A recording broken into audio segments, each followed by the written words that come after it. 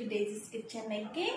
আজি মই আপোনালোকৰ ওচৰত দেখাব গৈ আছো ছাগলী মাংস কেনেকৈ বনায় থলুৱা ষ্টাইলত আমি ছাগলী মাংসটো কেনেকৈ বনাব পাৰো ভিডিওটো চাওক আমি এটা বনোৱা আৰম্ভ কৰিম আৰু এটা কথা আপুনি যদি মোৰ চেনেলটো নতুন চাই আছে সাবস্ক্ৰাইব কৰিব আৰু যদি পুৰণা এজ ইউজুৱেল লাইক কৰিব কমেন্ট কৰিব শেয়াৰ কৰিব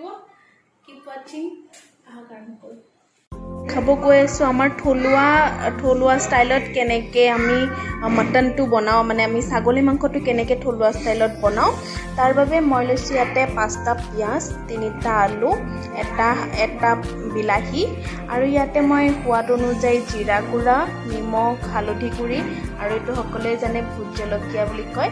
আৰু তেজপাত গৰম মছলা আদা নহৰু পেষ্ট শুকান জলকীয়া মিট মছলা আৰু ইয়াতে মোৰ আধা কিলো ছাগলী মাংস আছে এইখিনি মই অলৰেডি মেৰিনেট কৰি থৈ দিছিলোঁ এইখিনি বেছি বস্তু ইমান নালাগে আপোনালোকে চাই থাকক ভিডিঅ'টো প্ৰথমৰ পৰা শেষলৈকে আৰু কেনেকুৱা পায় মোক কমেণ্ট কৰি পেলাই ক'ব নাপাহৰিব কেৰাহীখন আমাৰ গৰম হৈ গৈছে আমি তেল দি দিম এতিয়া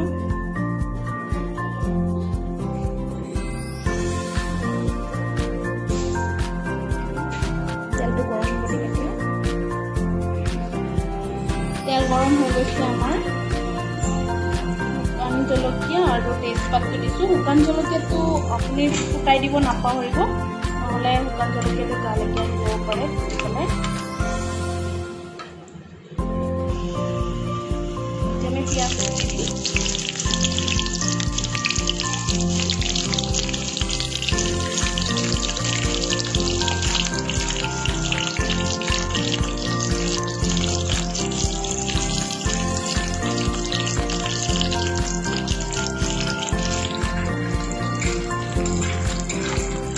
ভালকে গোল্ডেন ব্ৰাউন নোহালৈকে আমি ভাজি থাকিম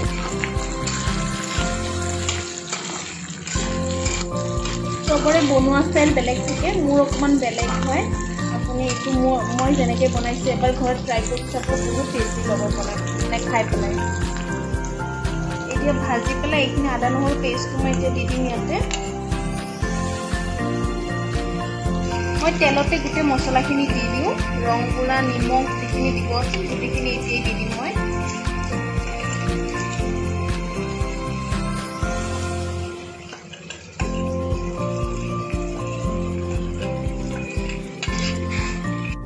তো আমাৰ একদম ৰঙচুৱা হৈ গৈছে এতিয়া আমি আলুটো দি দিম ইয়াতে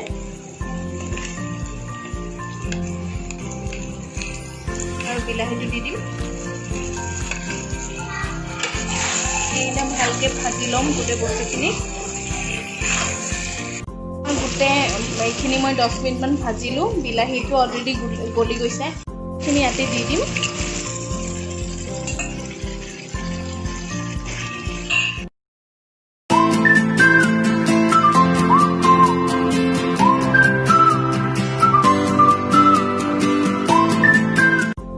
যিমান টাইম আপুনি ভাজে সিমানে বেছি ভাল হয় মই এতিয়ালৈকে 45 মিনিট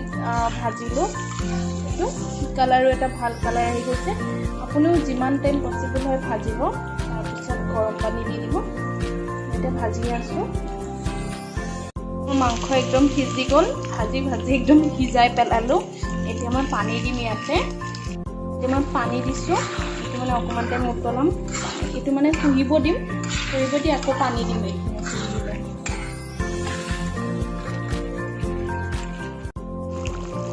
একদম আঞ্জাটো উতলাই আছোঁ